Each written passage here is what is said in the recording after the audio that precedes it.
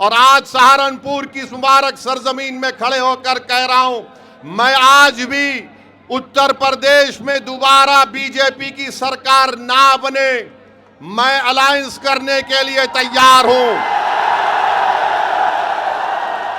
मैं आपके दरमियान में खड़े होकर कह रहा हूं, मैं भी नहीं चाहता कि दोबारा बीजेपी की सरकार बने, मगर अगर ये सेकुलर अपने आप को बोलने वाली पार्टी ये कहेगी कि नहीं ओवैसी कमजोर है, वो जीत नहीं सकता, उसके पास सिर्फ एक वोट है, वो तुम है। वो क्या कहते हैं, तुम्हारे पास एक वोट है। बिहार में भी यही कहा था कि ओवैसी के पास एक वोट है। मगर याद रखो, मैं ये जो हाथ बढ़ाया हूं, ये कमजोरी की वजह से नहीं, बीजेपी को रोकने के लिए। अगर तुम कमजोरी समझते हो तो याद रखो, ये हाथ जो आज दोस्ती की तरफ बढ़ा है, कल तुम्हारे गिरेबान के तार से भी खेलने तैयार रहेगा। और उस वक्त रोना नहीं जब नतीजा आएगा, अरे हाय हम हार गए। अरे तुम हारोगे अगर हमको साथ नहीं लोगे तो। और जो लोग कहते हैं कि इसके पास एक वोट है, क्या आप मेरे साथ हैं, मंजलिस के साथ हैं? क्या सहारनपुर की जनता मंजलिस के साथ है? क्या आप पतंग के निशान पर बटन दबाएंगे? सुन लो जालिमों, तुम कहते ना एक वोट साथ है, अरे ये वोट भी साथ है। और वो जमीन और आसमान का खालिक वो एक है, वो भी हमारे साथ है। तो तुम एक एक कहकर देख रहे हो, तुम एक एक हो जाओगे, हम हजारों की तादाद में आगे बढ़ते जाएंगे और अपनी सियासी लीडरशिप को बनाएंगे इंशाअल्लाह ताला। मेरे अजीज दोस्तों और बुजुर्गों, इसीलिए हम आपसे अपील कर रहे हैं कि चुनाव जब आएगा, चुनाव जब आएगा,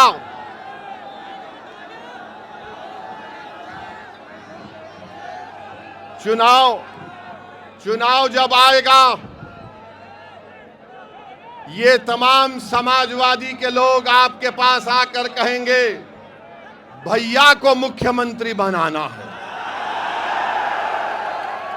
हम सत्ता में आ रहे हैं और हम सत्ता में आएंगे तो हम सब कुछ खत्म कर देंगे।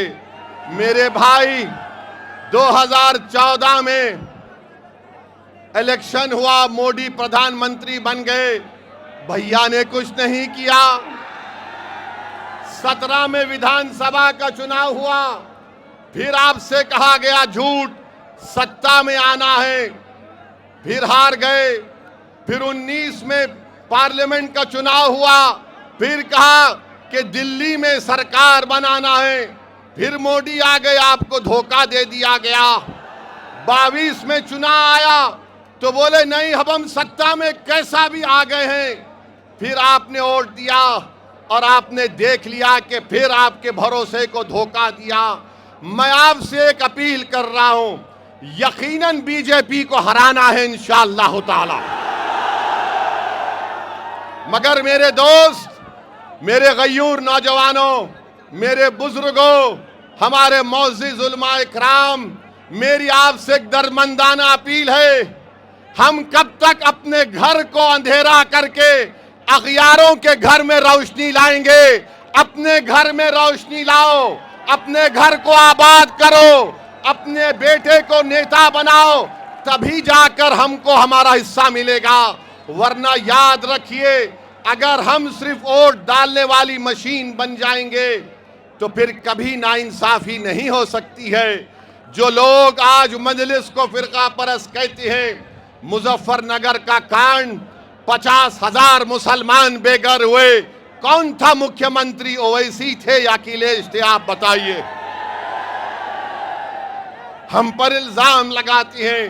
तो मेरे अजीज दोस्तों और बुजुर्गों, मेरी आपसे गुजारिश है कि यकीनन इंशाअल्लाह ताला चुनाव से पहले गठबंधन होगा, अलायंस होगा।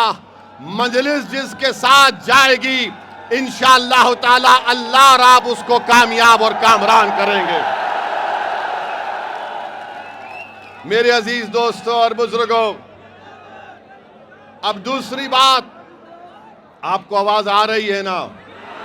बस काफी है, क्योंकि ये मेरी आवाज नहीं है, ये आपकी आवाज है,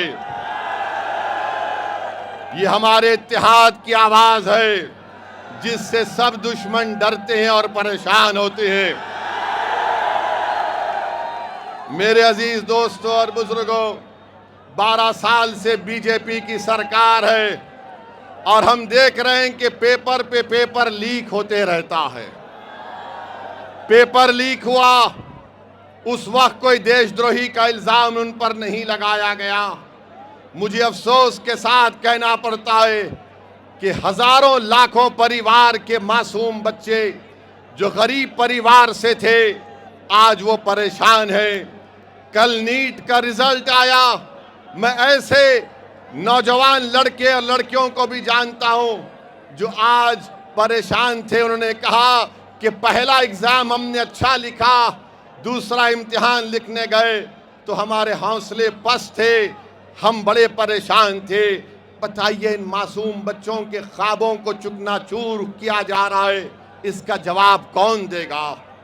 इसका जवाब कैसे मिलेगा? मेरे अजीज दोस्तों और बुजुर्गों, फिर आप देखते हैं कि वक्फ का काला कानून पार्लियामेंट में बनाया गया। उस कानून को जब बनाया जा रहा था, मैंने पुकार कर कहा कि मोदी की सरकार ये कानून मस्जिदों को छीनने के लिए बना रही है, दरगाहों और खानकाहों को छीनने के लिए बना रही है। आज आप देखते हैं कि संभल में मस्जिद को शहीद कर दिया गया, संभल में मस्जिद को शहीद कर दिया गया। और आज आप देखते हैं कि सहारनपुर में जो एक मस्जिद है उसको नोटिस दी जा रही है कि 6 करोड़ जुर्माना भरो या 15 दिन में उसको शहीद कर दिया जाएगा। अरे ये मस्जिद सहारनपुर की 1955 में उत्तर प्रदेश के सुन्नी वक्फ में रजिस्टर है। बताओ आखिर ये किस बुनियाद पर उत्तर प्रदेश की बाबा की सरकार मस्जिद को तोड़ने की नोटिस देती है? क्या ये लोग नहीं जानते कि अगर कोई जगह 70 साल से उस जमीन पर हम हय्या अलस सलाह और हय्या अलल फलाह की सदाएं दे रहे हैं, अगर 70 साल से जिस जगह पर हम अपने सजदे अदा कर रहे हैं, तो सुप्रीम कोर्ट ने कहा वक्फ बाय यूजर, नया वक्फ बाय यूजर नहीं हो सकता मगर पुराना वक्फ बाय यूजर बरकरार रहेगा। तो नोटिस दी जा रही है। अफसोस होता है कि इतना जुल्म क्यों किया जा रहा है। ये अगर ये समझ रहे हैं कि मस्जिदों को निशाना बनाकर, मदरसों को बंद करके, हमारी वक्फ की जायदादों को छीन कर, हमारी यूनिवर्सिटियों को तोड़कर वो इस्लाम से हमको दूर कर देंगे, तो मैं इन लोगों से कहूंगा कि जब सोवियत यूनियन था ऐसा ही जुल्म हुआ, कम्युनिस्ट पार्टी खत्म हो गई, सोवियत यूनियन खत्म हो गया और मस्जिदें आज भी आबाद है। तो तुम जो आज जुल्म कर रहे हो, इंशाअल्लाह ताला तुम्हारी शिकस्त यकीनी है। तुम आज एक जुल्म, एक जालिम के तौर पर सामने बढ़ रहे हो। मेरे अजीज दोस्तों और बुजुर्गों, आज रामपुर में एक यूनिवर्सिटी को तोड़ने की नोटिस दे दी गई है। रामपुर में आप बताइए, क्या ये नहीं जानते कि उत्तर प्रदेश में कितने मुसलमान बच्चे ग्रेजुएट होते हैं? 19-20% मुसलमानों की आबादी, सिर्फ 4% मुसलमान ग्रेजुएट होता है। और आज आप एक यूनिवर्सिटी को तोड़ना चाहते हैं। क्या ये नहीं जानते कि उत्तर प्रदेश में 15 साल के ऊपर लड़के, hello hello hello hello, Uttar Pradesh में 70% लड़के और लड़कियां 15 साल के ऊपर आज तालीम, प्राइमरी स्कूल की तालीम से महरूम हैं।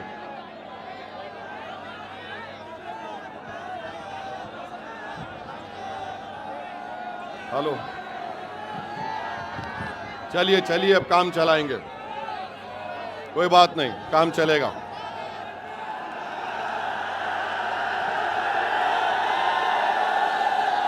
मेरे भाई, मुझे माइक की और उसके साउंड सिस्टम की जरूरत नहीं है, मुझे अल्लाह और तुम्हारे साथ की जरूरत है। आप साथ दीजिए, हमको इसकी जरूरत नहीं है। आप मुकम्मल मुत्तहिद हो जाइए। आपका साथ आना पूरे भारत में एक जलजला बन जाएगा। तुम्हारा इत्तेहाद की आवाज पूरी दुनिया में सुनाई देगी इंशाअल्लाह ताला। तो मैं आपसे कह रहा था कि मरकजी हुकूमत का डेटा है, सिर्फ 4% उत्तर प्रदेश के मुसलमान ग्रेजुएट होते हैं। 1834 यूनिवर्सिटी के टीचर हैं उत्तर प्रदेश में। कितने मुसलमान हैं? 55 मुसलमान हैं खाली यूनिवर्सिटी के टीचर। बताओ, ये जुल्म नहीं तो क्या है कि आज उन 3000 बच्चे जो रामपुर की जौहर यूनिवर्सिटी में पढ़ रहे हैं, आप उसको तोड़ना चाहते हैं। ये बात लोगों के सामने आ गई कि मस्जिद को रोकना है जाने से, मदरसे में नहीं जाना इल्म हासिल करने के लिए, हिजाब नहीं पहनना, सर पे टोपी दाढ़ी नहीं रहना, कॉलेज जाकर तालीम हासिल नहीं करना। ये हुकूमत बीजेपी आरएसएस का एजेंडा ये है कि हमको हर दरवाजा हमारा बंद कर दिया जाए। याद रखो, तुम्हारा जुल्म है, वो इंशाअल्लाह ताला खत्म होकर रहेगा और अल्लाह इंशाअल्लाह उसको खत्म करेगा। मेरे अजीज दोस्तों और बुजुर्गों, अब आप बताइए कि किसी शायर ने अच्छा कहा, जुल्म फिर जुल्म है, बढ़ता है तो मिट जाता है, खून फिर खून है तो टपकेगा तो जम जाएगा बाबा, टपकेगा तो जम जाएगा।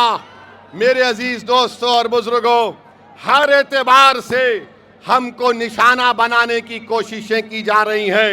मैं आपको बता रहा हूं, अभी हम यहां पर आ रहे थे तो किसी एक मीडिया के जिम्मेदार ने हमसे पूछा कि इतने मुसलमान विधायक हैं, इतने मुसलमान सांसद हैं उत्तर प्रदेश में, क्या उनको अब खुलकर नहीं बोलना चाहिए? मैंने उनसे कहा, मुझे उनसे उम्मीद नहीं है। मैं यहां पर सहारनपुर और उत्तर प्रदेश और पूरे भारत में इसलिए जा रहा हूं एक दीवाने की तरह कि मैं अपनी मौत से पहले इंशाअल्लाह ताला आपको नेता बनाऊंगा, अल्लाह आपको कायद बनाएगा। मेरा मकसद यहां पर अपने लिए नहीं आया हूं। तुम बैठकर इस कलम से अपने मुकद्दर के फैसले करोगे इंशाअल्लाह ताला। अल्लाह तुमको इतनी ताकत देगा कि तुम उस इत्तेहाद और सियासी क़ियादत के बलबूते पर इस कलम से तुम अपनी औलाद, अपनी नस्लों की हिफाजत करोगे। ये मजलिस इत्तेहादुल मुस्लिमीन का मकसद है। और कल मालूम हुआ कि आज संभल में उत्तर प्रदेश के मुख्यमंत्री अपने भाषण में ये कह दिए कि संभल के तुर्कों के बारे में उन्होंने बड़े ही गलत जुमले इस्तेमाल किए। मैं उत्तर प्रदेश के मुख्यमंत्री से कहना चाहूँगा कि बाबा, मुझे बहुत बुरी आदत है, मुझे बहुत बुरी आदत है और शायद जब तक जिंदा रहूंगा इंशाअल्लाह ये आदत बरकरार रहेगी। तो बाबा, आपने तुर्कों के बारे में कहा था, तो तुर्क का लफ्ज भी अंग्रेजी में आता है टी से। तो बाबा, आपके राज में तो खाली टी का राज है, बाकी सब तो कोई पूछने वाला ही नहीं है। और फिर ये कह देना कि नहीं अब ऐसा नहीं वैसे होगा। हम बाबा से पूछना चाहते हैं, आपके नाक के नीचे आपका डीएम, आपका प्रिंसिपल सेक्रेटरी होम उस ट्रस्ट में था और करोड़ों अरबों रुपए की चोरी हो गई। कैसे हुआ बाबा? कैसे हुआ बताओ? आप बताओ कैसे हुआ?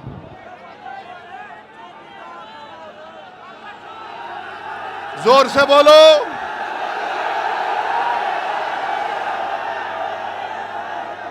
आप बताइए। 8 लोगों को मुजरिम बना दिया, 8 लोगों को मुजरिम बना दिया और चंपक को छोड़ दिया। 60 करोड़ का स्कैनर लगाना था, वो 60 करोड़ का स्कैनर नहीं लगाए। क्यों नहीं लगाए? लूटना था, लूटना था, लूटना था। तो मालूम हुआ वो पूरा काम आस्था के लिए नहीं था, वो काम लूटने के लिए था, लूटने के लिए था, लूटने के लिए था। अब हम हमारे हिंदू भाई बहनों से अपील कर रहे हैं, देख लो आप अब क्या हुआ। अब क्या हुआ? बाबा ने समझा कि प्लान ए चलेगा। प्लान ए से मतलब क्या?